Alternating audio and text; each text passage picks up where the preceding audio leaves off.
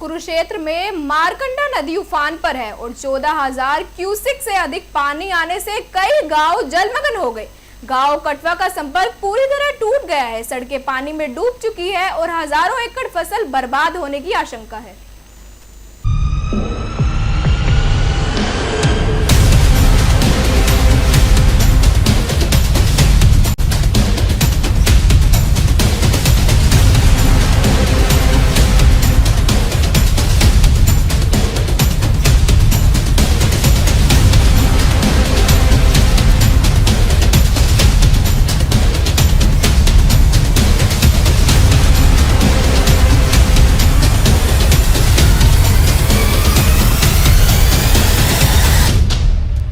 बंद लगाने की कोशिश की, लेकिन प्रशासन वहां आके खड़ गया और उसने हमें रोका है, भाई आप यहाँ पे बंद नहीं लगा सकते। अब इसकी जिम्मेवारी किसकी है?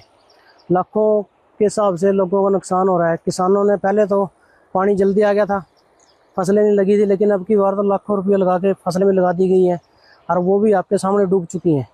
कौन जिम्मेवार है जनाब? इसका कोई जिम्मेवार नहीं है। तो इसका हल क्या नजर आता है, क्या होने को सकता है? सर हल देखिए, जो इलीगल माइनिंग हुई है, अगर वो प्रॉपर तरीके से माइनिंग होती, इसका हल जरूर निकलता। लोगों ने जैसा जिसके यानी कि वो बंदर बांट का काम किया है सरकार ने और प्रशासन ने, और अवैध माइनिंग कर रहे हैं जिन लोगों ने, आपको पता है उसमें गोली कांड भी हुआ था अवैध माइनिंग के कारण। सबसे बड़ा कांड हमारे गाँव का है अवैध माइनिंग।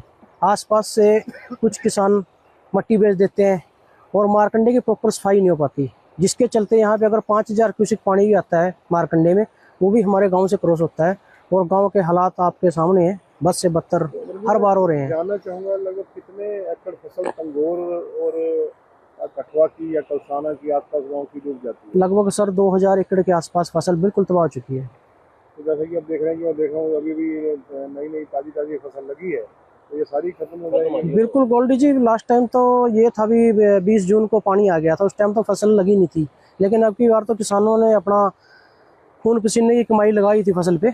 उनको ये अंदेशा था, जैसे मौसम विभाग ने कहा था बारिश कम होएगी, शायद इनको ये था कि अब की बार शायद पानी ना आए, लेकिन उसके बावजूद भी यहाँ बारिश कम है। पहाड़ों में बारिश होने के कारण और पानी के ये हालात हो चुके हैं आज गाँव में, जो पिछले साल की तरह थे वैसे ही अब बन चुके हैं।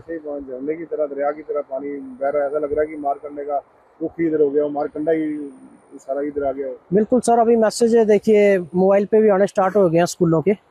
भी कठवा गांव में ना तो बस आएगी और कठवा गांव के सभी स्कूल के बच्चों की छुट्टी है।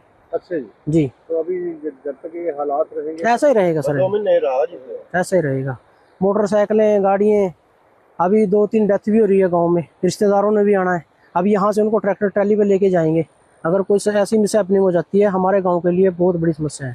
तो अमरिंदर सिंह, कहीं ना कहीं अगर बात एक इंसानी जीवन की हो रही है, उसके बाद हम करें पशुओं की, पशुपालक लोग हैं, कहीं ना कहीं चारे की दिक्कत रहती होगी, बहुत ज्यादा समस्या। बिल्कुल सर, बिल्कुल आप देख ही सकते हो, इस पानी में कहाँ चारा रहेगा, सब खत्म हो चुका है। यहाँ पे जो सूखा चारा था, भूस वगैरह, वो भी पानी में गड़ जाता है।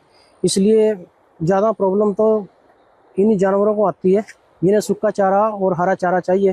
किसानों का तो हम क्या कहें, उनको तो आदत पड़ चुकी है। हर साल सरकार मुआवजे के नाम पर उनको 500, 700, 1000, 2000 दे देती है, लेकिन हमारे गाँव में तो मुआवजा भी नहीं आया। लास्ट टाइम भी विधानसभा में तो कहा गया कि मुआवजा दिया गया, मुझे नहीं लगता। आप किसी भी किसान से पूछ लो यहाँ पे मुगल माजरा, कठुआ, तंगोर, किसी को मुआवजा मिला हो?